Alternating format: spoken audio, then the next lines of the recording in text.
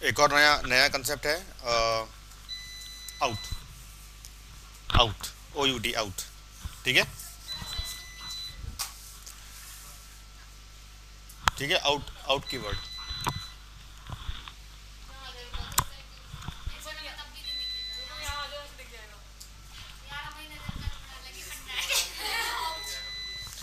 Okay. जो out keyword है, जो आउट कीवर्ड है, out keyword is used generally जब भी हम कोई मेथड में कोई पैरामीटर पास करते हैं। ठीक है, मैं इसका एक एग्जांपल बताऊंगा, अब ऐसे तो नहीं। एक और हम एक क्लास बनाएंगे, और आई गेस इसको इसमें एक क्लास हम एक और एक फाइल बनाते हैं, ऐड करते हैं। ठीक है।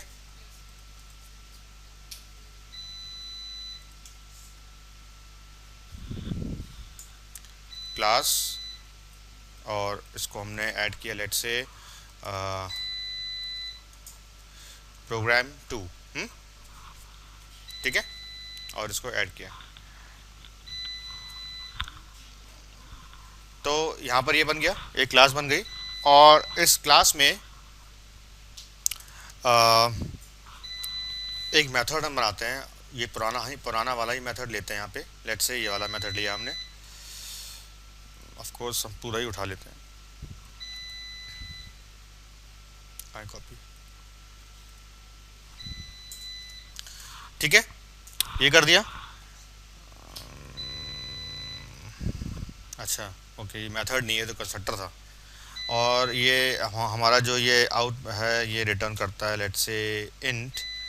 और इसका जो मेथड का नाम है वो हो गया METHOD1।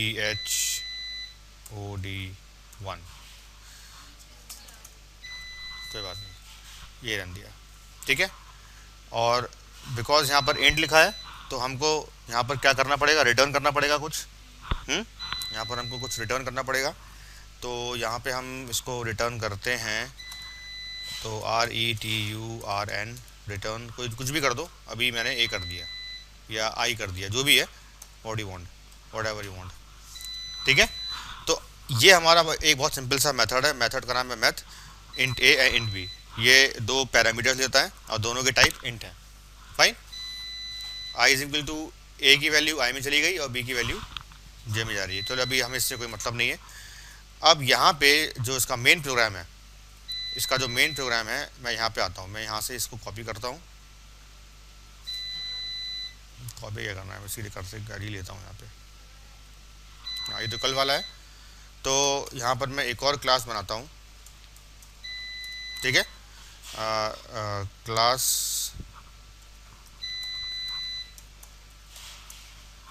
प्रो क्लाइंट के नाम से। ठीक है। इसके बाद यहाँ पर हम क्या लिखेंगे, पब्लिक स्टैटिक वॉइड मेन। ठीक है, ये लिखा। अब यहाँ पे मान लो कि मैंने एक वेरिएबल डिक्लेयर किया, x इज इक्वल टू 23। और एक और मैंने वेरिएबल डिक्लेयर किया, इंट y डिक्लेयर किया। वैल्यू सेट नहीं किया मैंने। ठीक है, वैल्यू सेट नहीं किया। अब जो हमने ऊपर क्लास बनाई थी उसका हम यहाँ पर ऑब्जेक्ट बनाएंगे। तो ठीक है, हम उसका ऑब्जेक्ट बनाते हैं। क्लास का नाम क्या है, पास वैल्यू। इसका ऑब्जेक्ट बनाया is equal to new pass value, ये बनाया। और OBJ जो इसका ऑब्जेक्ट है, डॉट नो चेंज।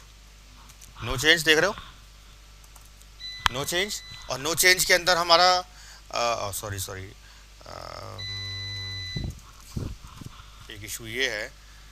अच्छा, प्रोग्राम टू है भाई इसका नाम, तुम लोग बता भी नहीं रहे।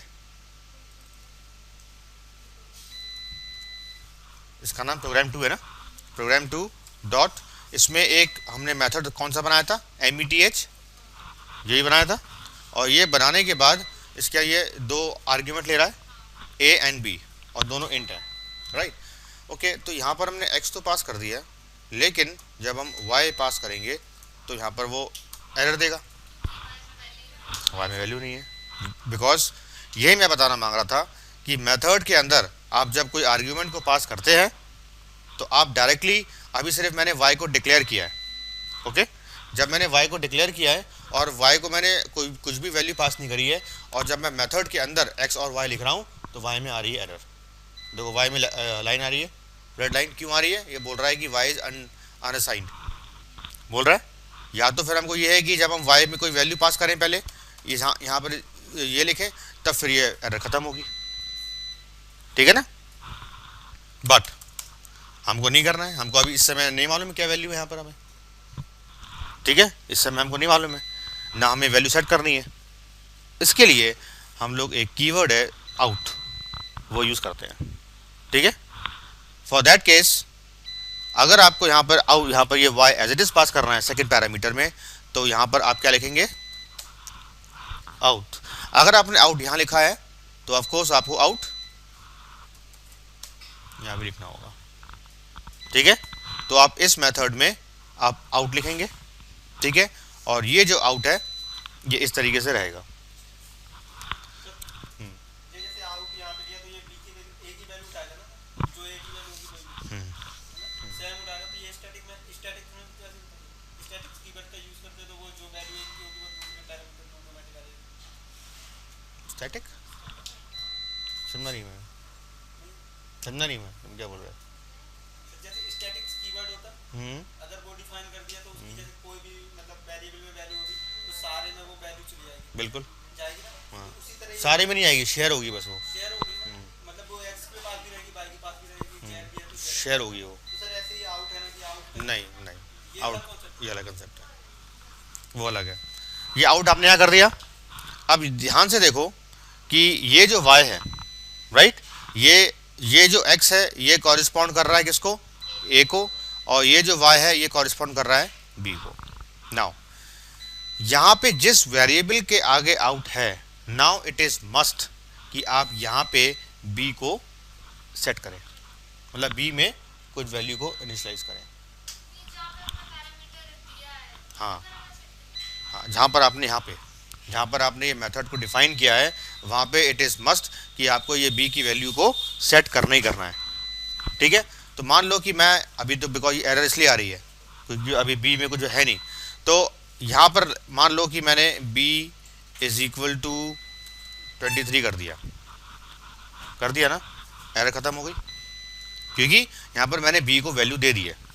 तो इसकी ये कंडीशन है कि अगर आपने y को यहाँ पे इनिशियलाइज नहीं किया है, आपने कोई वैल्यू सेट नहीं करी है और फिर भी आप मेथड में पास कर रहे हैं तो आप पास कर सकते हैं। बस आपको यहाँ पर आउट कीवर्ड लगाना होगा। अगर आपने आउट कीवर्ड यहाँ पर लगाया है तो ऑफकोर्स आपको आउट कीवर्ड यहाँ भी लगाना होगा, ठीक है। और यहाँ पर जो ये y जो पास हो रहा है वो एज इट इज़ यहाँ पे पास हो रहा है b, लगा के कितने भी हम वेरिएबल लेंगे तो सारे में वैल्यू एक ही जाएगी, तो ठीक है। स्टैटिक्स नहीं है, स्टैटिक नहीं है, रेफरेंस है ये रेफरेंस है ये, ठीक है। तो मतलब ये है कि जो ये b है, तो ये जो b है b इज इक्वल टू 23 कर दिया। अब यहाँ पर इट इज़ मस्ट कि आपको यहाँ पर ये अगर मान लो ये मैं नहीं करता हूँ और मैं ये रिटर्न आई करता हूँ तो देखो एरर आ गई। भले ये रिटर्न कर रहा है, इंट है, ये मेथड हमारा इंटीजर रिटर्न कर रहा है और हम यहाँ पर रिटर्न भी कर रहे हैं, लेकिन देखो एरर आ रही है। क्यों आ रही है? वो ये कह रहा है कि आपको b को यहाँ पे सेट करना होगा। देखो एरर, ये देखो the out parameter b must be assigned to, लिखा है ना, before control leaves the current method, ठीक है। कंट्रोल जब इस करंट मेथड को लीव करेगा उस समय तक आपको इस b जो हमारा वेरिएबल आउट पैरामीटर है इसको आपको असाइन करना ही करना है कुछ वैल्यू, इसलिए आपको यहाँ पे b को कुछ असाइन करना ही होगा, ठीक है। अब ये जो बिकॉज ये रिटर्न कर रहा है, जो भी कुछ ये रिटर्न कर रहा है, तो ऑफकोर्स ये क्या कर रहा है? रिटर्न इंटीजर कर रहा है रिटर्न। तो जब ये इंटीजर रिटर्न कर रहा है तो ऑफकोर्स आपको यहाँ पर एक वेरिएबल लेना पड़ेगा। लेट से हमने यहाँ पर वेरिएबल z ले लिया इज इक्वल टू दिस, ठीक है। तो ये int z is equal to obj.math ये हो गया। तो यहाँ से जब ये रन हुआ और जो ये इसने रिटर्न किया, इसने क्या किया? रिटर्न आई में जो भी वैल्यू होगी वो कहाँ चली जाएगी? z में, right. It's not z, it's z, ठीक है। यहाँ पर ये जाएगी और यहाँ पर आपको वो दिख जाएगा जो भी है आपका। लेकिन आउट का ये भी एक फ़ायदा है, आउट का ये भी बहुत फ़ायदा होता है कि जनरली हमको मालूम है कि मेथड्स जो हैं वो एक ही वैल्यू रिटर्न करते हैं, एक ही चीज़ रिटर्न करते हैं, लेकिन आउट से ये इनडायरेक्टली बी भी रिटर्न होगा। तो जैसे ही हमारा कंट्रोल यहाँ पहुँचेगा ऑटोमेटिकली वाई में वैल्यू आ जाएगी 23। ये रेफरेंस हुआ, ये याद करो, ये रेफरेंस हुआ, वाई है और ये वाई बी को कॉरेस्पॉन्ड कर रहा है और बी में 23 आ गया, तब बी में 23 आ गया तो वाई को भी 23 दिख रहा है और ऑटोमेटिकली, मैंने यहाँ पर कुछ सेट तो नहीं किया, ऑटोमेटिकली जब एग्जीक्यूशन यहाँ पर आया तो वाई को भी 23 दिखा। तो ये क्या हुआ, ये रेफरेंस हुआ कि नहीं हुआ, ये रेफरेंस हुआ, ये है कि नहीं। तो ये वही चीज़ है। अगर मैं यहाँ पर ये करने के बाद अगर मैं ये लिखता हूँ कि console dot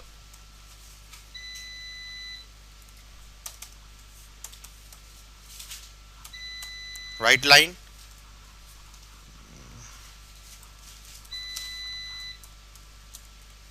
the value of z, तो तुम्हें मिल ही जाएगा।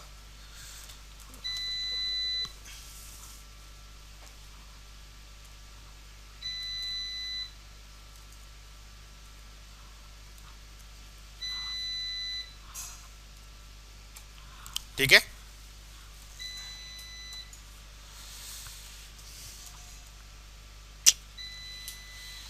एंड का and this control C and control V और द वैल्यू ऑफ Y, इसमें तो ये आ गया, और द वैल्यू ऑफ Y, और यहाँ पे हमने लिख दिया Y। ठीक है, तो इस दौरान क्या हुआ, डायरेक्टली जो अगर मतलब डायरेक्टली रिटर्न आई तो ये एक हमारा वैसा है कि हाँ करना ही करना है बिकॉज यहाँ पर इंट दिया है, लेकिन इनडायरेक्टली बी भी रिटर्न हो रहा है क्योंकि इसके आगे आउट लगा हुआ है, तो बी भी रिटर्न हो रहा है और बी की वैल्यू कहाँ जा रही है, वाई में जा रही है। तो ये एक तरह से रेफरेंस हो गया, बी में चेंजेस हुए तो वाई में ऑटोमेटिकली चेंजेस हो गए और यहाँ पर आपको ये वैल्यू दिख जाएगी। ठीक है, तो आउट का जो आउट कीवर्ड है इसके हमको दो फायदे हैं। जो सबसे पहला फ़ायदा ये है कि आपने जस्ट यहाँ पे आपने वेरिएबल को डिक्लेयर किया और वैसे ही आपने यहाँ पे इसको पास कर दिया, रिस्पेक्टिव कि यहाँ पर आपका कुछ भी नहीं है, असाइन नहीं कराना, राइट। और सेकेंडली जब यहाँ पर आपने आउट लगाया है इसमें, तो आपको इट इज़ मस्ट कि आपको यहाँ वैल्यू देनी है। अगर आपको वैल्यू जब देनी है तो ये जब ये हमारा कंट्रोल यहाँ से वापस यहाँ पर आएगा तो ऑटोमेटिकली वाई में वैल्यू आ जाएगी, असाइन हो जाएगी। जब y आउट y लगा हुआ है यहाँ पे तो y कॉरिस्पॉन्ड b को कर रहा है और b में हमने क्या लिख दिया 23, जब b में 23 लिख दिया तो ऑटोमेटिकली y में भी 23 आ गया। तो ये हो गया रेफरेंस टाइप, रेफरेंस हो गया ये। तो यहाँ पर जैसे b में 23 आया तो y को भी वही दिखेगा क्योंकि y और b का जो मेमोरी एड्रेस है वो सेम हो गया, इसलिए उसको भी वही चीज़ दिखेगी। ठीक है, हाँ, और out is a keyword for this. ठीक है, अब मैं इसको रन करता हूँ।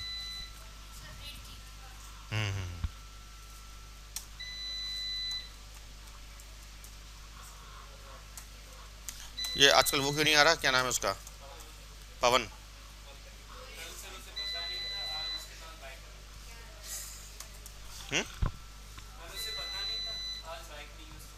कल पता नहीं था क्या ना है, ओके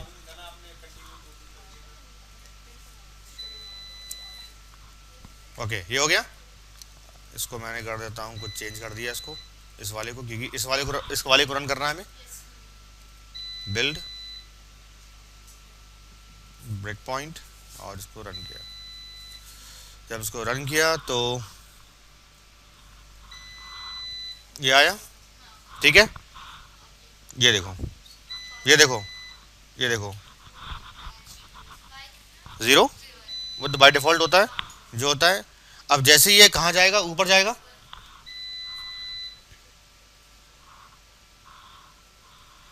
ऊपर गया, ए की वैल्यू तो है यहाँ पे 23, लेकिन बी की वैल्यू 0 है अभी। ठीक है, अब यहाँ पे आपको क्या करना है, आई की वैल्यू क्या हो गई 23 और बी की वैल्यू हमने सेट करी 23 और रिटर्न आई। जब ये रिटर्न आई करेगा तो आई में क्या है 23 ये रिटर्न करेगा। तो अभी अभी जी खाली है, राइट। अब यहाँ पे जब इसको हमने रन किया तो जी में क्या आ गया 23, वापस एग्जीक्यूशन यहाँ पर आया ना, तो देखो वाई में क्या आ गया 23 आ गया। और फिर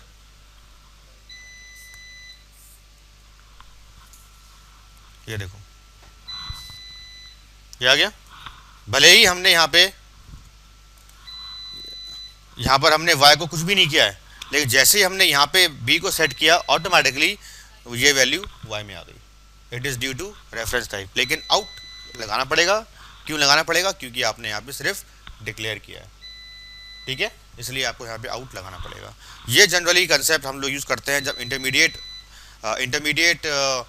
वैल्यूज़ हमको नहीं मालूम रहती है। कभी कभी क्या होता है कि बड़े बड़े प्रोग्राम्स में इंटरमीडिएट वैल्यूज़ भी आती हैं, इंटरमीडिएट अंदर ही अंदर वो चलती रहती हैं, लेकिन छोटे प्रोग्राम में इतना पता नहीं पड़ता। जब हम बड़े प्रोग्राम करते हैं तब हम लोग को मालूम होता है कि अब नहीं मालूम है, हो सकता है कि वो अभी खाली है, क्या है, हमें निकालना है वैल्यूज़, तो आपको यहाँ पर आउट लगाना पड़ेगा। मान लो हमको एक मेथड से दो वैल्यूज़ निकालनी है। अभी तो जनरली एक मेथड से एक ही वैल्यू आती है, लेकिन अगर आपको दो वैल्यूज़ निकालनी है तो फिर उसके लिए आउट लगाना पड़ेगा। तो बिल्कुल, और क्या बिल्कुल मल्टीपल आप निकाल सकते हो उससे, ठीक है। ये होता है, ये हो गया आउट का।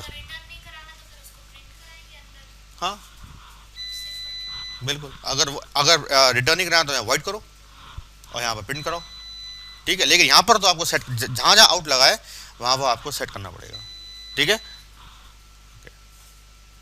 ये हो गया। तो हमारे जो कंसेप्ट्स हैं, एक तो काफ़ी कंस्ट्रक्टर हो गया हमारा, कंस्ट्रक्टर ओवरलोड हो गया, मेथड ओवरलोड हो गया,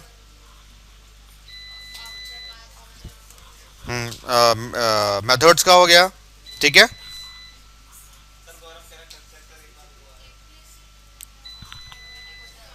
पहले इसकी रिकॉर्डिंग देख लेना, जब तब समझ में नहीं आएगा तब पूछना आप, ठीक है।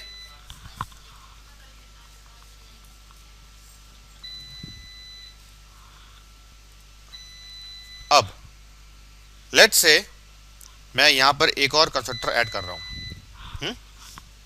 कंट्रोल सी और कंट्रोल वी, और यहाँ पे अभी तक दो है, फिर एक है, एक भी नहीं है।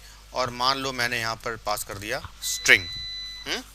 यहाँ जब मैंने स्ट्रिंग पास कर दिया है तो यहाँ पर हम एक और सिंपल सा एक वेरिएबल ले लेते हैं, स्ट्रिंग वी, ठीक है। और वी लेने के बाद ये स्ट्रिंग एस है, तो इसको हटा के हम यहाँ लिख देते हैं V is equal to S, fine. तो ये हमारे क्या है, तीन कंस्ट्रक्टर्स, ये और ये तो किसको अभी नहीं करना, अब जब अगर करना होगा तो कर लेंगे बाद में, ठीक है। अभी सिर्फ कंसेप्ट देखो क्या है।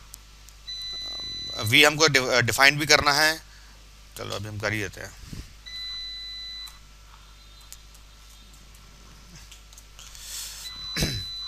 ठीक है, ये हो गया। अब ये हमारे तीन कंस्ट्रक्टर्स हो गए, they are called constructors overload, parameter सबके अलग अलग हैं, ओके। अब इसके बाद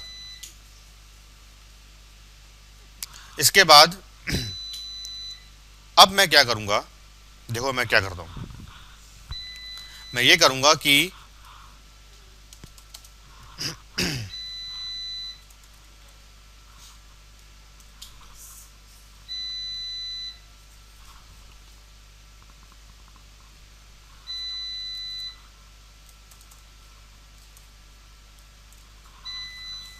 ये किया,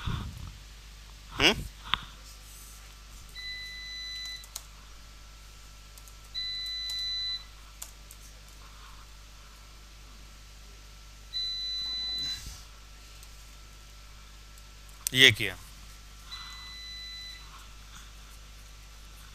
ठीक है, ठीक है। और ये हमने खाली छोड़ दिया, ओके। यहाँ पे जब हमने इसको यहाँ कॉल किया था, इसको जब हमने कॉल किया और एक हमने इसको कॉल किया, दो को हमने कॉल किया था, ओके।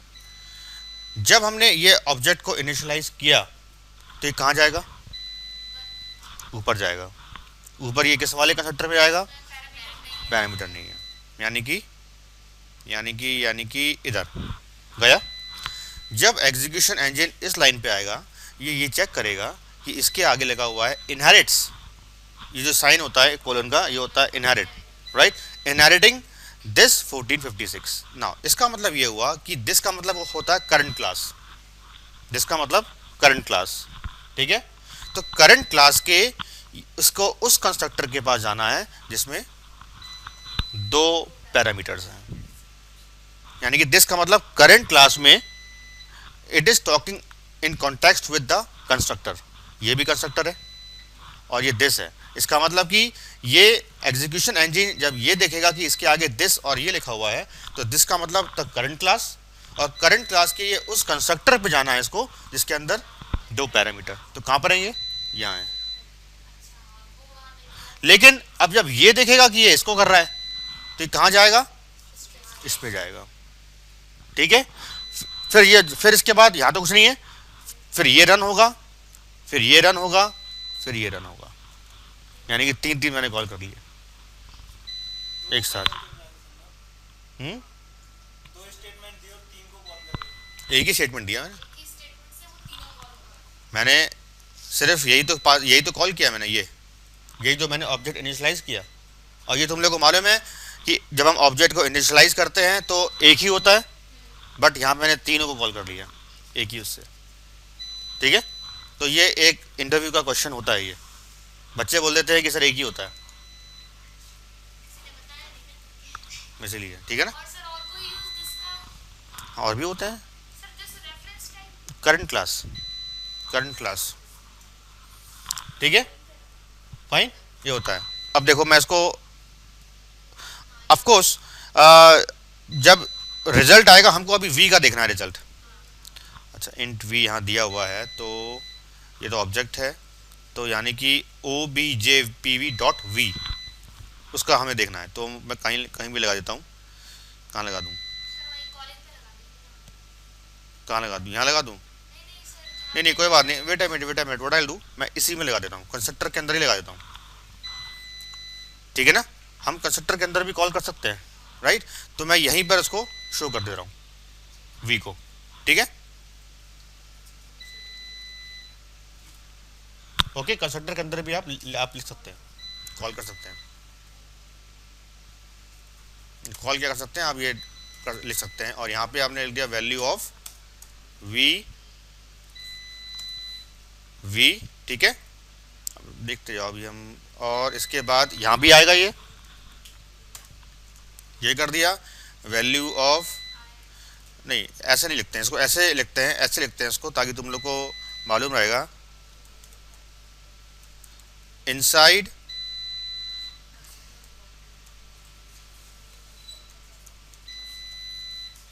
कंस्ट्रक्टर और कंस्ट्रक्टर का नाम, इनसाइड कंस्ट्रक्टर, तो इससे तुमको ये मालूम हो जाएगा कि हम इसके अंदर हैं अभी, ठीक है। इससे तुम लोग को ये मालूम हो जाएगा।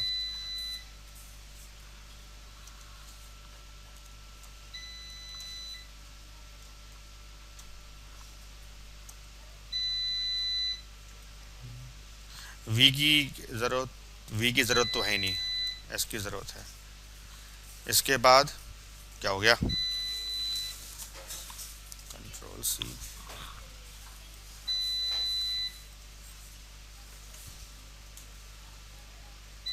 कंट्रोल वी,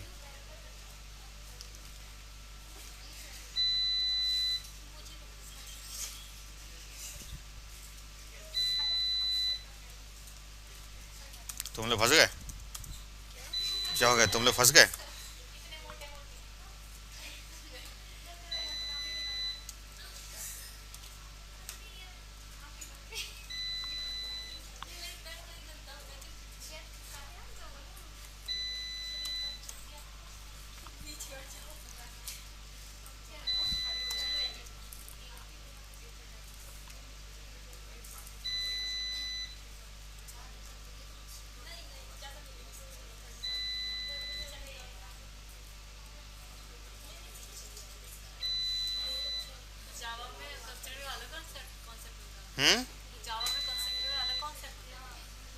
हाँ जावा नहीं सेम ही होता है लगभग। सर ने तो कहा था कि रिटर्न नहीं करवा सकते, मतलब कोई उसमें प्रिंट या कुछ नहीं करवा सकते। मैं करा रहा हूँ। हमने हमने तो प्रोग्राम बनाया, उन्होंने काट दिया पूरा, बोलते नहीं करवा सकते। उनको बता देना था सर ये हो गया।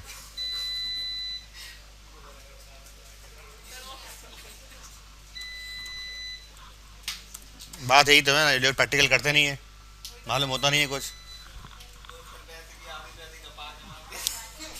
अब देखो देखो देखो देखो देखो, ये देखो यहाँ देखो, ये 3 कंस्ट्रक्टर्स हो गए, ठीक है, 1 2 3। इस कंस्ट्रक्टर में 2 आर्ग्यूमेंट हैं, 2 पैरामीटर्स हैं, इसमें कोई भी नहीं है और इसमें 1 है।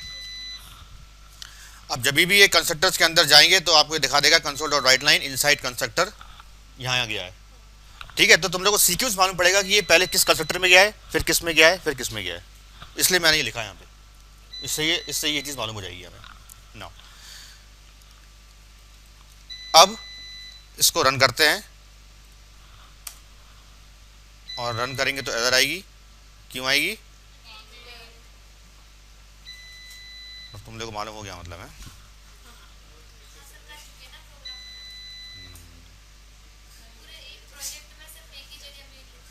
बिल्कुल ना, मैं सीधे यहाँ आता हूँ, ठीक है, और इसको रन करता हूँ। अब देखो, अब ये ऑब्जेक्ट इनिशियलाइज हो रहा है। अब जैसे ये ऑब्जेक्ट इनिशियलाइज हुआ तो ये कौन से कंस्ट्रक्टर पे जाएगा? बिल्कुल, जहाँ पे पैरामीटर नहीं है। आया यहाँ पे। अब ये क्या देख रहा है? हमारा एग्जीक्यूशन इंजन ये देख रहा है कि ये दिस लगा हुआ है इसके आगे, दैट मीन्स कि ये मुझे इसी क्लास के उस वाले कंस्ट्रक्टर पे जाना है जहाँ पे 2 पैरामीटर्स है। ऊपर है,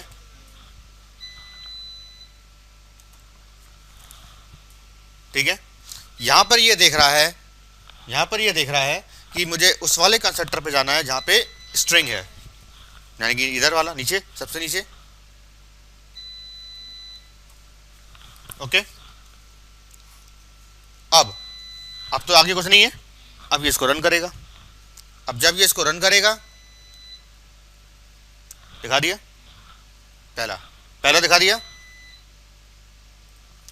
इनसाइड कंस्ट्रक्टर पब्लिक पास वैल्यू स्ट्रिंग एस, यही था, दिखा दिया। इसके बाद यहां जाएगा। अब ए और बी में क्या था? 40 एंड 56, यही वैल्यूज थी।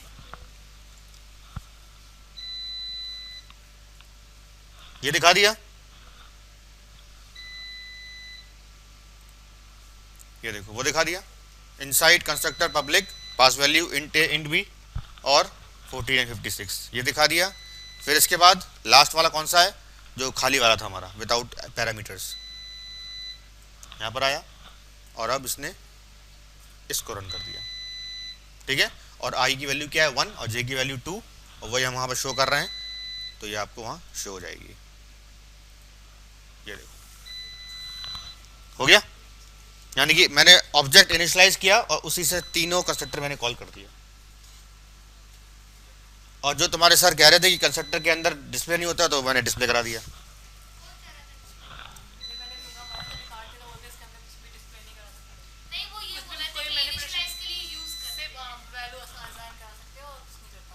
तो डिस्प्ले कराया नहीं कराया, ठीक है। तो ये होता है दिस कीवर्ड का यूज। एक यूसेज ये भी होता है कि आपने अगर कंस्ट्रक्टर के आगे कोलन लगा के आपने दिस करके बाद उसके अंदर कुछ आर्ग्यूमेंट लिखा, तो वो मैचिंग वाले कंस्ट्रक्टर पे जाएगा। तो दैट मीन्स कि अगर आपके पास एक क्वेश्चन आता है कि क्या हम जब ऑब्जेक्ट को इनिशियलाइज करते हैं तो क्या एक ही कंस्ट्रक्टर कॉल होता है, तो आप बोलते हैं no, we can initialize as many constructors as we can, ठीक है। यहाँ पर मैं चाहूँ 2 भी कर दूँ, एज इट इज, वो तो रिक्वायरमेंट के ऊपर है, जैसा भी है।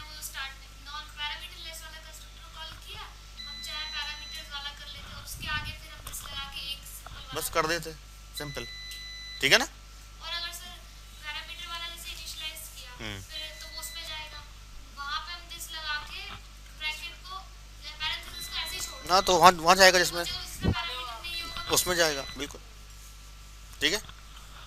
ये हो गया। एक तो ये हो गया, ठीक है। अभी हम सिर्फ बात कर रहे हैं कंस्ट्रक्टर्स पे, इसी की बात चल रही है अभी, कंस्ट्रक्टर्स। अब बिकॉज अगर मैं तुम लोग को बताता हूँ बेस कंस्ट्रक्टर्स के बारे में, तो फिर आपको बताना पड़ेगा मुझे अभी class hierarchy, simple class hierarchy, और वो तुम लोग को शायद आती होगी, फिर भी मुझे बताना तो है ही। हायरार्की, इनहेरिटेंस, क्योंकि अब मैं ये जो था मेथड ओवरलोडिंग, कंस्ट्रक्टर ओवरलोडिंग और ये सब तो बहुत छोटी मोटी चीज़ें हैं, राइट। अभी हम लोग इनहेरिटेंस पे आए कहाँ हैं, अब शुरुआत होगी इनहेरिटेंस की, ठीक है। तो इनहेरिटेंस का मतलब क्या होता है, ये मुझे कोई बताए, बताओ। पेरेंट्स चाइल्ड फॉर्म में होता है, तो एक मतलब कोई पेरेंट्स के अच्छा,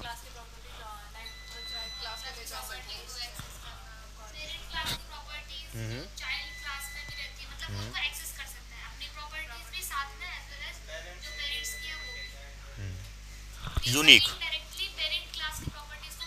जो डिराइव्ड क्लास होती है उसमें उसकी यूनिक तो होती है, साथ में वो अपनी पेरेंट्स की भी कर सकता है, right. Now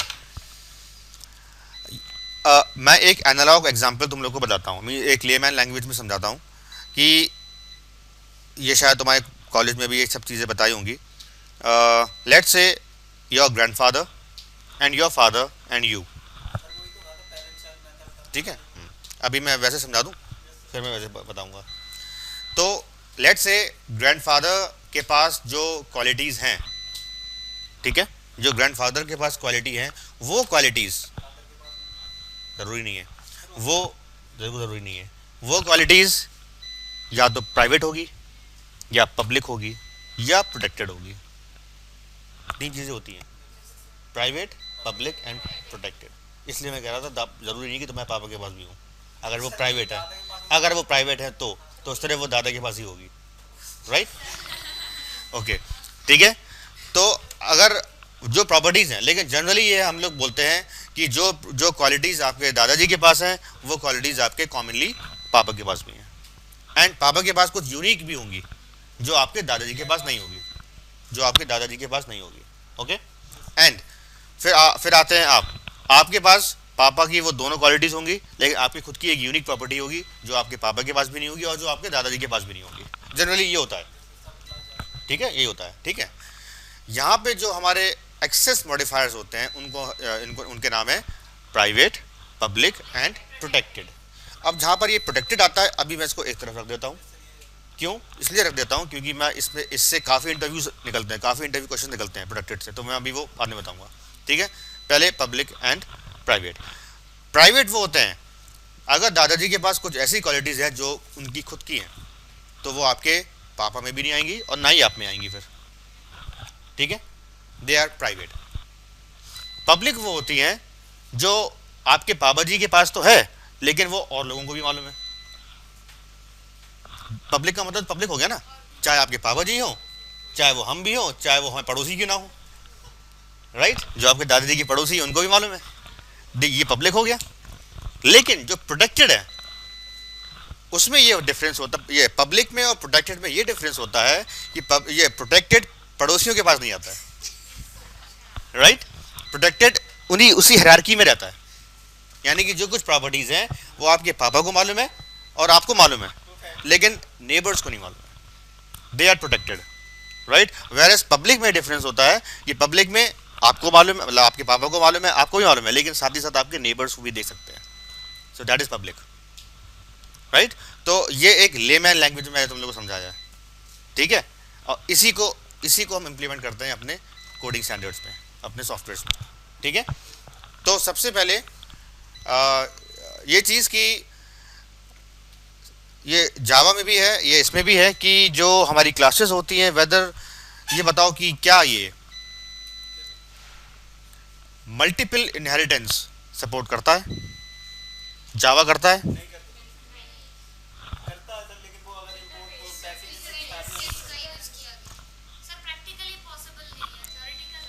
now C sharp में भी मल्टीपल इनहेरिटेंस सपोर्ट नहीं करता है, but multi level inheritance support करता है। There is a difference between multiple inheritance and multi level, ठीक है। तो मल्टी लेवल इनहेरिटेंस सपोर्ट है, बट मल्टीपल इनहेरिटेंस सपोर्ट नहीं है। मल्टीपल इनहेरिटेंस सपोर्ट है विथ कॉन्टेक्स्ट टू इंटरफेसेस, ठीक है। इसमें कुछ जैसे जावा में वो मल्टीपल सपोर्ट करता है वहाँ पे, लेकिन पैकेजेस के साथ में करता है कि जैसे पैकेज वगैरह होते हैं ना, तो उसकी फाइलों के साथ इंक्लूड करना पड़ेगा, तो वहाँ पे मल्टीपल सपोर्ट करेगा, क्योंकि उसका भी प्रोग्राम मैंने पढ़ा है। जावा में, ये सर जावा में ब्लैक अच्छा जावा को मुझे पढ़े हुए हो गए हैं 12 साल, ठीक है। जावा मैं छोड़ चुका हूँ 2000 में, उसके बाद से मैंने जावा पढ़ी नहीं है, तो मेरे को जावा का इतना आइडिया भी नहीं कि इसमें क्या क्या चल रहा है, ठीक है। तो आप कृपा करके जावा की बात तो बिल्कुल ना करें, ठीक है। हाँ, लेकिन जो कुछ मुझे मालूम है मैं बता जरूर दूंगा, फाइन, ठीक है। सो वेर आई एम, ठीक है। तो ये है कि ये मैंने तुम लोगों को एक लेमन लैंग्वेज में बता दिया है, ठीक है, कि इसमें ये क्या होता है। अब इसके बाद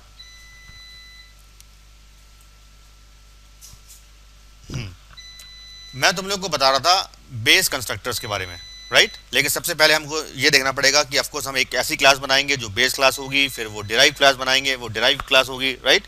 उसके बाद ही हम वो कंस्ट्रक्टर्स को यूज़ कर सकते हैं, राइट। उसी के बाद हम उसको यूज़ कर सकते हैं। तो अगेन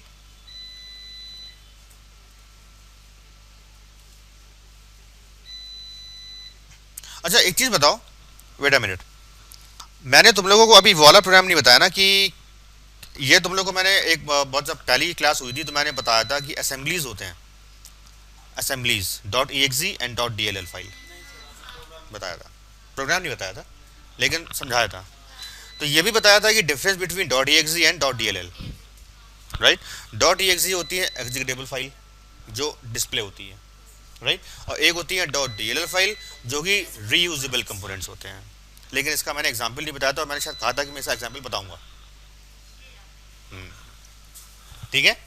तो आज मैं तुम लोग को ये वाली कहानी बताता हूँ, फाइन, कि कैसे DLL को हम कैसे यूज करते हैं अपने, जैसे मैंने बताया कि .dll क्या होती है, they are reusable components, right, they are what, they are reusable components. हम उसको अपनी क्लासेस में यूज कर सकते हैं। They are distributable components, distribute कर सकते हैं, सिंपल सर कॉपी पेस्ट। बिल्कुल। सर अभी इसमें भी मैंने एक चीज देखी थी, इसमें निकाली थी, हेल्प में जाके सैंपल है, यहाँ हेल्प सैंपल है, तो वहाँ पे सर वो लैंग्वेज प्रोग्राम है वगैरह सारे वहाँ पे तो बने बनाए हुए हैं, वो वहाँ से भी तो देख सकते हाँ बिल्कुल, और क्या। कर सकते हैं। अब देखो, नहीं वैसा यूज नहीं, कॉपी पेस्ट, वैसा कॉपी पेस्ट नहीं कि आपने प्रोग्राम को कॉपी कर दिया और यूज किया, वो नहीं। अब देखो फायदा क्या होता है DLL का। लेट से हमारी एक सॉफ्टवेयर कंपनी है, या हाँ चलो एक सॉफ्टवेयर कंपनी है, इसमें 3 डिपार्टमेंट है, एक HR डिपार्टमेंट है, एक अकाउंट्स का डिपार्टमेंट है, और एक सॉफ्टवेयर डिपार्टमेंट है, ठीक है, ओके। नाउ एक एप्लीकेशन बनानी है एम्प्लॉयज़ के लिए, ठीक है। मैं तुम लोग को ये एक सिनेरियो बता रहा हूँ, ठीक है, ये तुम लोग को मैं एक सिनेरियो बता रहा हूँ कि प्रोजेक्ट, जो हमारा प्रोजेक्ट मैनेजर है वो मेरे पास आया और मुझसे बोला कि hey Nitin, you have to create this program जिसमें एम्प्लॉय का जो डिटेल्स है, let's say his name, address, as, मतलब वो सिर्फ आपको डेट ऑफ बर्थ बताएगा, एज ऑटोमेटिकली कैलकुलेट होके आनी चाहिए, ठीक है, और वो आपको यहाँ दिखानी है, ये उसने बोला। और ये आपको जो तीनों डिपार्टमेंट हैं ये वहाँ पे आपको देना है, ठीक है। तो मैंने क्या किया, मेरा जो सॉफ्टवेयर डिपार्टमेंट था, मैंने उससे बोला कि एक काम करो कि ऑफ कोर्स HR डिपार्टमेंट का जो प्रोग्रामर था उसको मैंने बुलाया, अकाउंट्स वाले डिपार्टमेंट का जो प्रोग्रामर था उसको मैंने बुलाया, और जो सॉफ्टवेयर डिपार्टमेंट है वो तो कर है ही। मैंने इनको बुला के बोला, HR वालों के या अकाउंट वालों को, कि तुम लोगों को एक क्लाइंट एप्लीकेशन बनानी है। अब वो मुझसे बोला कि सर हम लोग तो प्रोग्रामर ऐसा है नहीं, because we are in HR, we are into accounts, हम लोग तो अकाउंट देखते हैं ये देखते हैं, एज कैसे निकालते हैं ये हम लोग को आता नहीं है। अब एज को कैसे DOB मतलब डेट ऑफ बर्थ से हम कैसे कैलकुलेट करें वो हमको आता नहीं है। तो मैंने बोला ठीक है, मैं आपको उसका एक कंपोनेंट बना के दूंगा, आप अपना इंटरफेस बनाइए, आप अपना EXE बनाइए, जो भी आपको जिस तरीके का आपको यूजर इंटरफेस बनाना है, जिस तरीके का आपको EXE बनानी है बनाइए, राइट। लेकिन अगर आपको एज निकालनी है तो मैं वो कंपोनेंट आपको दे दूंगा बना के, आप वो कंपोनेंट बस यूज करिए और आपका एज निकल आएगा। तो ये क्या हुआ, component that is reusable component. मैंने उसको ये बोला, ठीक है कि ठीक है, मैं आप अकाउंट्स को भी और एचआर को, इन दोनों को मैं ये एक कंपोनेंट दूंगा, वो आप अपने प्रोग्राम में यूज करिए। मैंने कहा दैट्स फाइन। तो एचआर ने, मान लो एचआर ने अपना क्लाइंट बनाना स्टार्ट किया, मतलब यूजर इंटरफेस ये है जो भी हो, मतलब नेम और वो सब ये वो किया, और मैंने यहाँ पे क्या बनाना स्टार्ट किया, कंपोनेंट, सॉफ्टवेयर डिपार्टमेंट ने। और software department let's say US में है और एचआर डिपार्टमेंट इंडिया में है, ठीक है। तो सबसे पहले मैंने क्या बनाया, डीएलएल बनाया। और डीएल कैसे बनता है ये मैं बताता हूँ आपको।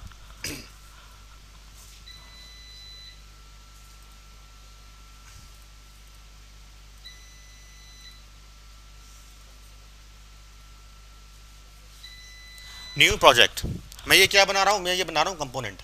ये कंपोनेंट अगर आप कंसोल एप्लीकेशन लेंगे तो ये बनेगा .exe, ठीक है, ये बनेगा .exe। अभी मैं क्या बना रहा हूँ, कंपोनेंट, डीएल बना रहा हूँ, ठीक।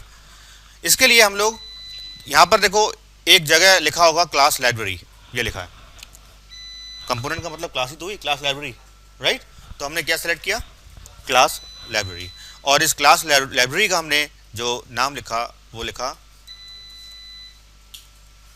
यूटिलिटी, एक नाम दिया यूटिलिटी, ठीक है। ये हमने हमारा जो प्रोजेक्ट है इसका नाम दिया यूटिलिटी और इसको ओके किया, ठीक है। बिल्कुल ध्यान से देखना, ये जहां समझ में नहीं आया तुरंत पूछना, ठीक है, बिकॉज ये मैं वो चीज़ बता रहा हूं जो बिल्कुल भी फ्रेशर्स को बिल्कुल नहीं मालूम कि होता क्या है ये, ठीक है। नाउ यहाँ पे मैंने क्या बोला कि मुझे बनाना है कंपोनेंट, और कंपोनेंट का नाम है यूटिलिटी, राइट। इसमें मैं मुझे क्या बनाना है, मेरा जो फंक्शन है कि मुझे एज कैलकुलेट करके बतानी है, राइट। तो मैंने इस क्लास के अंदर बनाया एक मेथड, ठीक है, मैंने इस क्लास के अंदर बनाया एक मेथड, और मेथड का नाम मैंने लिखा पब्लिक। ये मेथड रिटर्न कर रहा है इंटीजर, और मेथड का नाम है कैलकुलेट एज, और ये जो है ये इनपुट ले रहा है year.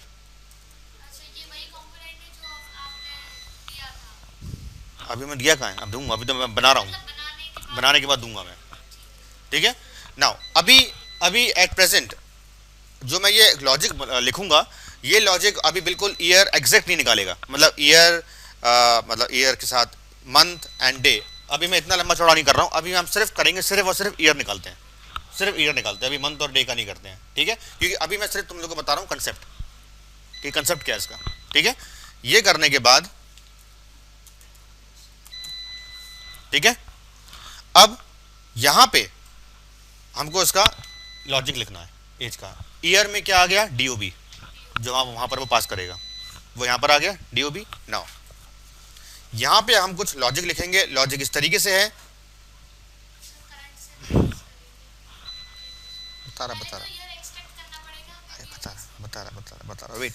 Wait int age is equal to, अब देखो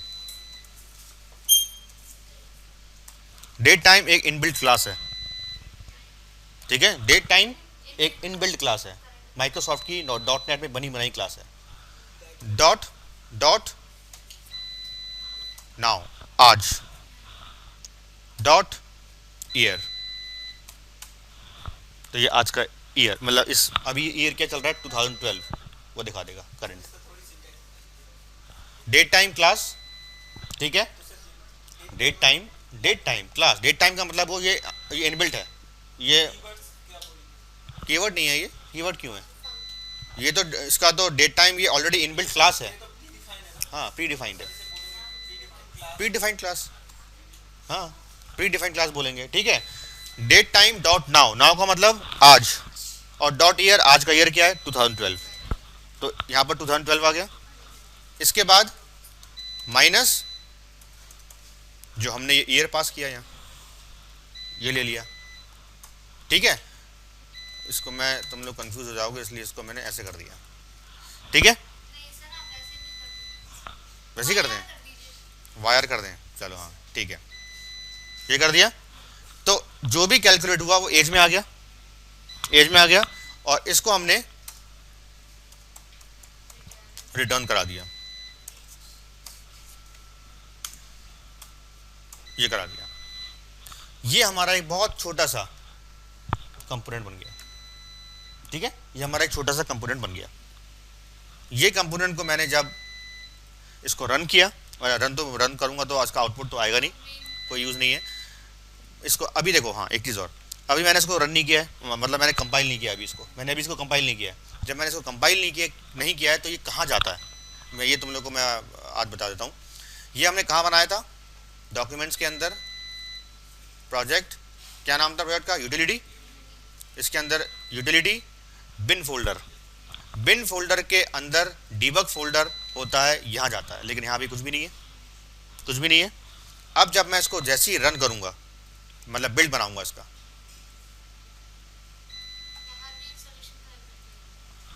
मैंने बिल्ड बनाया, बिल्ड सक्सीडेड,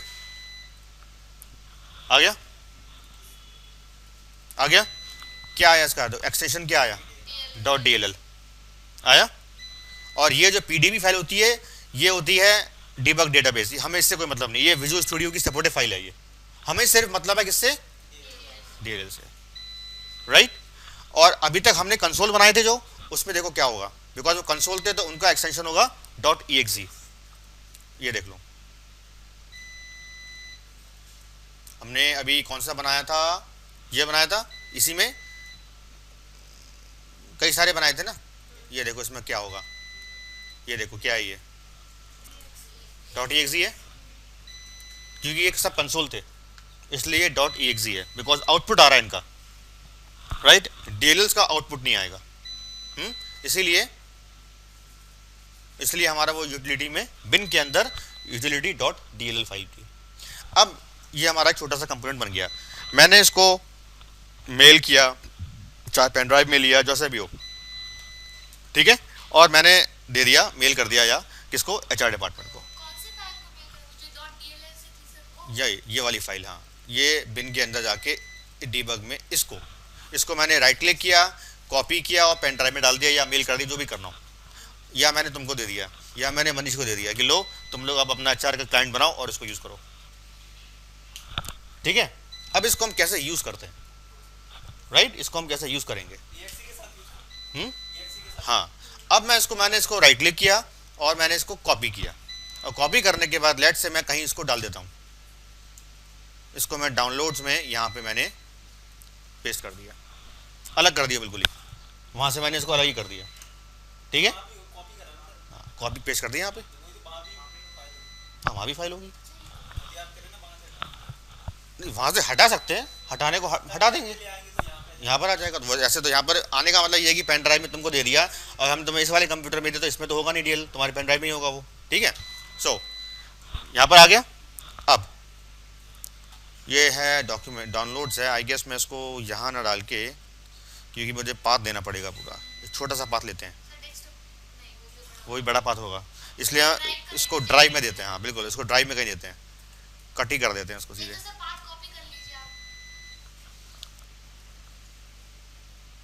इसको यहाँ दे देते हैं E ड्राइव में, ठीक है। ये शॉर्ट फॉर्म मतलब छोटा ड्राइव है ना, तो मतलब पाथ ज़्यादा लंबा पड़ नहीं पड़ेगा, यहाँ पेस्ट कर दिया, ये हो गया, यहाँ मैंने पेस्ट कर दिया इसको। अब मैंने इसको बंद कर दिया, ठीक है, और इसको भी मैंने बंद कर दिया, ये हमारा बन गया कंपोनेंट, ठीक है। ये कंपोनेंट बंद करने के बाद मैंने इसको बंद कर दिया। अब बारी आई किसकी, HR की। HR क्या बनाएगा, exe, ठीक है, HR बनाएगा exe। तो ऑफ कोर्स exe जब HR जब exe बनाएगा, न्यू प्रोजेक्ट, और यहाँ मैं लिख देता हूँ HR, ठीक है।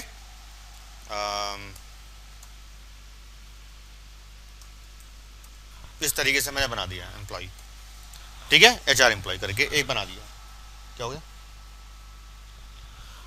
ये बनाया प्रोजेक्ट, और इसको मैंने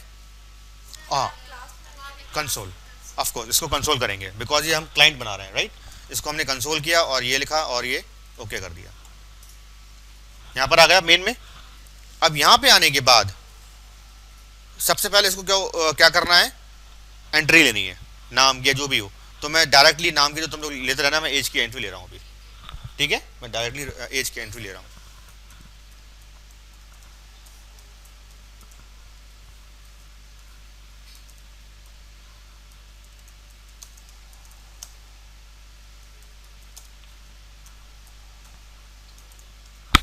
ठीक है, ये लिया, और इसके बाद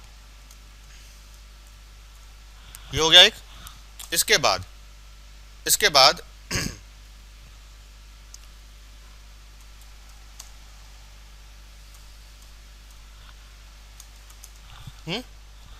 रीड करेगा ये,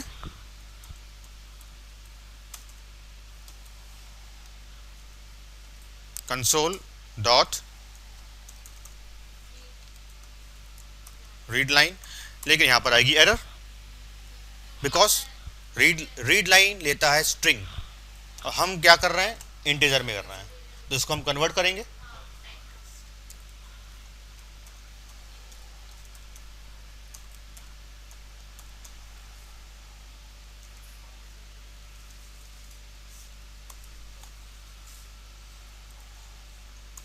राइट, ये भी मालूम है, कन्वर्ट एक क्लास होती है, और ये कन्वर्ट हम कर रहे हैं int 32 में, इंट में कर रहे हैं, तो ये कर दिया, तो ये इसको कन्वर्ट करके डीओ में डाल दिया।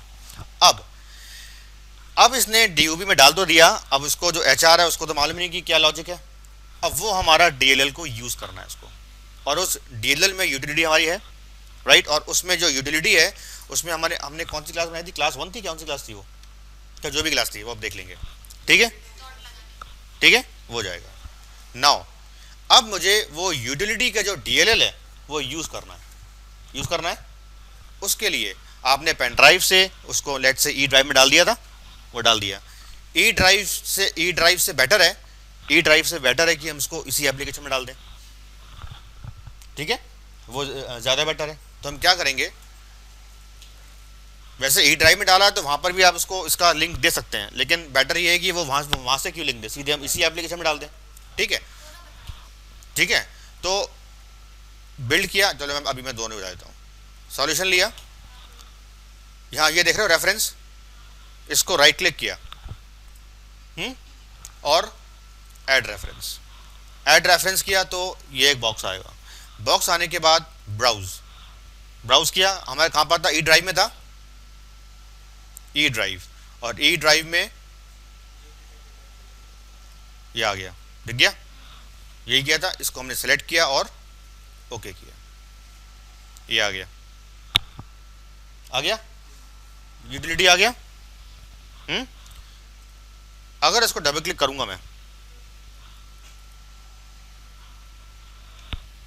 ऑब्जेक्ट ब्राउजर में ये दिख रहा है यूटिलिटी, इससे तुमको ये मालूम होगा कि इसके अंदर क्या क्या है। ये थी नेम स्पेस था, क्लास 1 था, ये देखो यूटिलिटी, ये नेम स्पेस था, यूटिलिटी नेम स्पेस है, यूटिलिटी इसके अंदर क्लास 1 है, और इस क्लास 1 के अंदर वो मेथड था, कहाँ है मेथड, ये देखो, ये मेथड क्या आ गया, देखो public int calculate age int year member of this, यही था, सब हमको मिल गया। नेम स्पेस क्या था इसका, यूटिलिटी, नेम स्पेस यही था। तो सबसे पहले आपको नेम स्पेस को ऐड करना होगा, चाहे तुम लोग यहाँ लिख दो, चाहे डायरेक्टली यहाँ लिख दो। मैंने क्या बोला था, फुली क्वालिफाइड नेम बताया था, या तो फिर वो यहाँ पर उसका बनाओ ऑब्जेक्ट। तो अगर मैं यहाँ पर लेता हूँ तो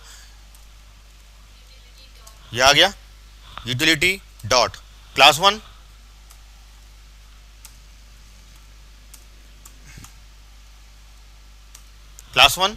ये हमारी वो क्लास है, और इसका बनाया ऑब्जेक्ट, इसका ऑब्जेक्ट बनाया, इज इक्वल टू न्यू, और ये देखो बन गया, वो हमारा कंपोनेंट यहाँ पर यूज हो गया, उसका हमने यहाँ पर ऑब्जेक्ट बना दिया ओबीजे के नाम से। अब ओबीजे डॉट, देखो कैलकुलेट एज आ गया, दिख रहा है, आपने इसको सिलेक्ट किया कैलकुलेट एज को, टैब दबाया, ये क्या ले रहा है, ईयर ले रहा है, ये डीओबी हम पास कर देंगे, यहाँ पे डीओबी ये पास कर दिया, और ये जो हमारा कैलकुलेट एज है ये क्या कर रहा है, रिटर्न, इंट कर रहा है रिटर्न। इसका मतलब कि कहेंगे हम स्टोर करेंगे इसको, तो यहाँ पर हमने लिख दिया इंट ईयर में आ गया, और यहाँ पर आने के बाद इसको हमने प्रिंट करा दिया।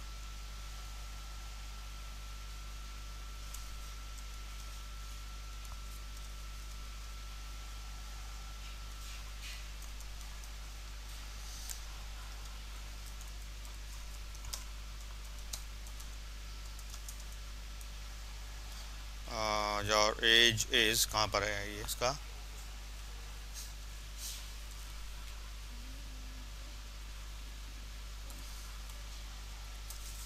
क्या है, ईयर, ये देखो। और इसके बाद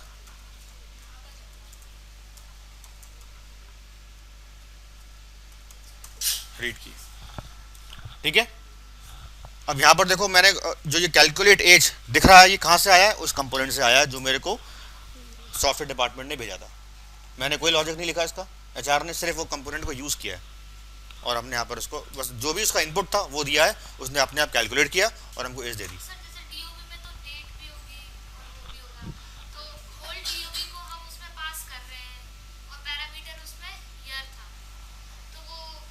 नहीं तो डीओबी में अभी आप ईयर ही पास करो बस। मतलब ये अभी तो मैं वो बता रहा हूँ ना, अभी सिर्फ ईयर पे हम करते हैं। ये कंसेप्चुअली मैं तो, तुम लोग ये देखो कि अभी इसका कंसेप्ट देखो क्या है। वो तो बात की बात है कि हम डीओबी में डेट, ईयर और पूरा मंथ लिखते हैं, वो बात की बात है। अभी जो हमारा कंसेप्ट है वो ये है कि आपने एक चीज़ पास करी और कैसे हम कंपोनेंट को यूज़ कर रहे हैं, ठीक है। वो अभी ये चीज़ हम लोग देख रहे हो। अब मैं इसको अगर जब रन करूँगा, बिल सक्सेसफुल हो गया। अब इसको रन किया, please enter your date of birth, ये पूछेगा, ठीक है। तो लेट से मैंने लिख दिया 2000 लिख दिया, ठीक है। एंड एंटर किया तो ऑफकोर्स हम यहाँ पर आ गए। यहाँ पर आने के बाद जो हमारी वो क्लास 1 थी, इसका हमने ऑब्जेक्ट बनाया यूटिलिटी का, एंड देन व्हाट, यहाँ पर आए। यहाँ पर आने के बाद ये जो हमारा डीओबी था हमने पास किया, क्या पास किया, 2000, ये पास हुआ इस वाले मेथड में। जब हमने जैसे ही इसको पास किया, ऑफकोर्स हमारे पास इसका कोड भी है, याद नहीं है वो डीएलएल हमने वो कर रखा है। तो ये कहाँ जाएगा, ये इसके कोड में जाएगा, डायरेक्टली पहुंच गया। जबकि ये कोड हमने इसका यहाँ बस सिर्फ डीएल दिया था, लेकिन कोड में आ गया, कोड में दिखा दिया इसने। और ईयर में क्या है, 2000 आ गया। और इसके बाद जो भी तुम्हारा जो लॉजिक रहा, एज, और ये रिटर्न कर दी इसने। ऑफकोर्स ये तुम्हारी एज आ गई 12 आ गई, और इसने रिटर्न एज किया। और जब इसने रिटर्न एज किया तो ईयर में ये आ गई एज, और फिर रीड की, ये हो गया। तो वो तुम करो, लॉजिक लगाओ उसका, मैंने पूरा कंसेप्ट बता दिया है। उसका लॉजिक भी है, लेकिन वो मैं तुम लोगों को बताऊंगा नहीं, वो लॉजिक मैं बताऊंगा नहीं, क्योंकि वो वाला लॉजिक भी है मेरे पास, लेकिन तुम लोग करो अपने आप उसको।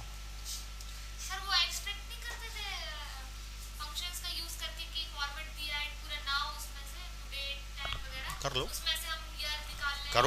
करो, बिल्कुल। सी शार्प में भी होता है ये, नहीं, हाँ उसकी मैं बता दे रहा हूँ क्या होता है उसमें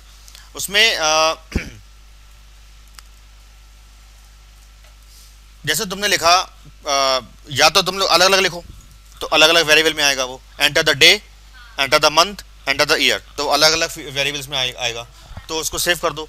या अगर वो पूरा लिखता है दिस डेट स्लैश दिस, तो आपको उसको अलग अलग करना पड़ेगा।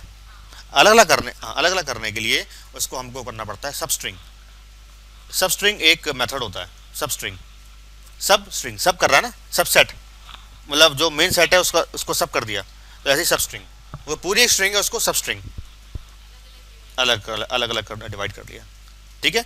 तो खैर लॉजिक तुम लोग करोगे अपने आप, मैं वो बता देता हूँ कि सबस्ट्रिंग कैसे करते हैं, लेकिन लॉजिक तुम लोग अपने आप लिखोगे। हाँ बिल्कुल कर सकते हैं, करो बिल्कुल, हाँ बिल्कुल बिल्कुल, और क्या, और नहीं तो क्या, और क्या।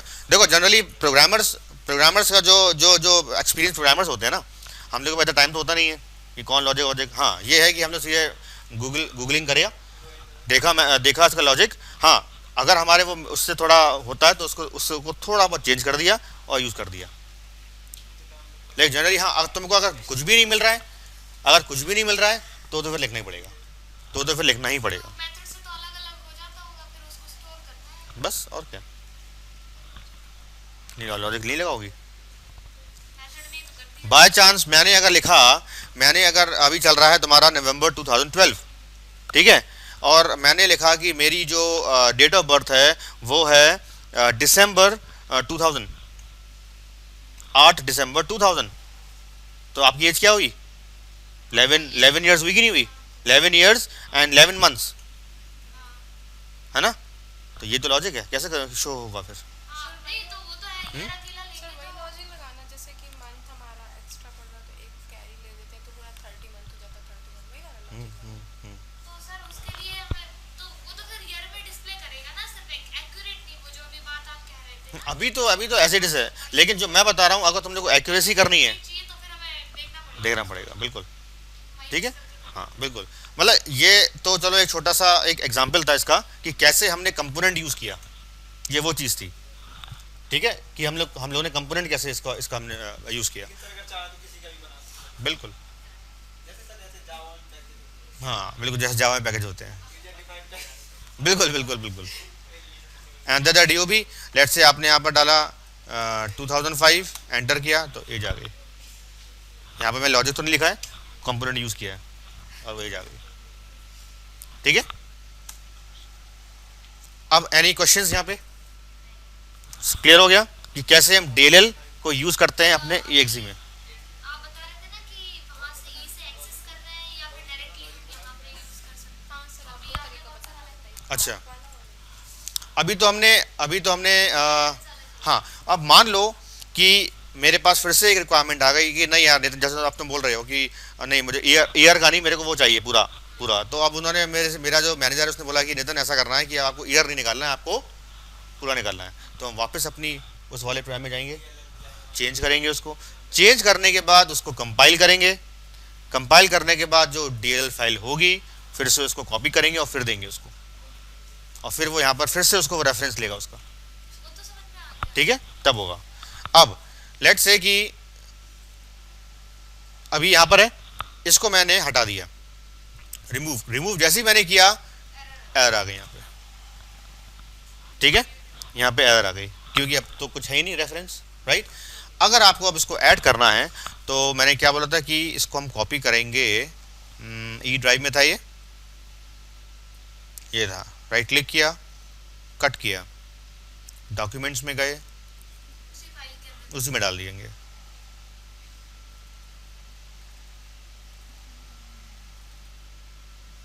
ये ऑलरेडी है यहाँ पे, ऑलरेडी बन गया, देखो ऑलरेडी, जैसे ही आप रेफरेंस लेंगे और बिल्ड बनाएंगे तो ऑटोमेटिकली यहाँ पर बन गया, तो मतलब लेने की ज़रूरत ही नहीं है यहाँ पे, एक बार बस आपने लिया ऑटोमेटिकली यहाँ बन गया। लेकिन बस ये है कि नाउ यहाँ पे आपको लेना, हाँ एरर तो इसलिए दिखाएगा ना, रेफरेंस तो ऐड करना ही पड़ेगा, अभी तो वहाँ पर आ गया है, अब आपको रेफरेंस ऐड करना है तो हमारा जो प्रोजेक्ट था, अरे यार क्या नाम था हमारे प्रोजेक्ट का, माई डॉक्यूमेंट कहाँ गया,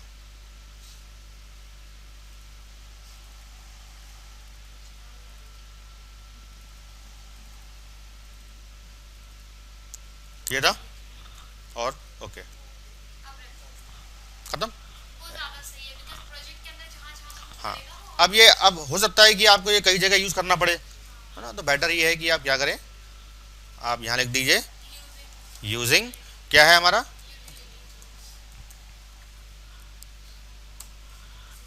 नेम स्पेस लेना, बस ये ले लिया, अब इसको लिखने की ज़रूरत नहीं है, अब ऑटोमेटिकली ये लिया, देखो यहाँ तुम कर्सर लेके आओगे तो ऑटोमेटिकली बता देगा utility.class1 दिखा दिया, ठीक है। तो इस तरीके से हम एक अपने कंपोनेंट को अपने EXE में यूज़ करते हैं। और ये होता है।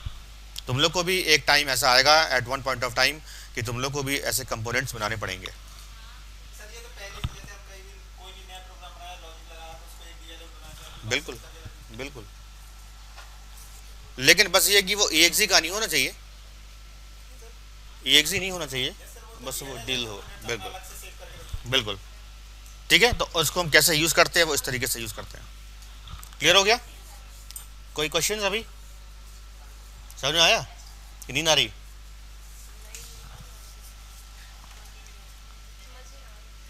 नहीं आया? ये करना है ये, ठीक है। और ये करने का मतलब ये है कि तुम लोग को इसको और एडवांस करना है इसको। अब सुनो क्या करना है। अब अभी तो तुम लोगों ने कैलकुलेट एज किया, अब तुम लोग करोगे कैलकुलेट सैलरी, हाँ ठीक है। फॉर्मूला कौन सा, बेसिक सैलरी? जो जो तुमको मन करे। कैलकुलेट सैलरी में जो भी उसकी जो सैलरी वो देगा, जो भी वो बेसिक देगा, तो आपको उसकी जो ग्रॉस सैलरी है वो दिखानी है, राइट। यूजर से लेके बेसिक सैलरी बेसिक सैलरी आप यूजर से लेंगे, उसकी ग्रॉस सैलरी आप बताएंगे। क्या क्या एचआर वगैरह काट के? हाँ, अरे मतलब बेसिक सैलरी में जो एड ऑन होगा, लेट से ऐसे मत करो 10% अपग्रेड, जो आपकी अभी सैलरी है उसका 10% बढ़ा दो, वो तुमको वो उसकी ग्रॉस सैलरी है, तो वो तुमको दिखानी है, ठीक है। तो तुम लोग उस तरीके का एक कंपोनेंट बनाओगे या मुझे कल बताओगे, कल नहीं मतलब मंडे को बताओगे, ठीक है ठीक है। और कोई क्वेश्चंस? क्लियर हो गया?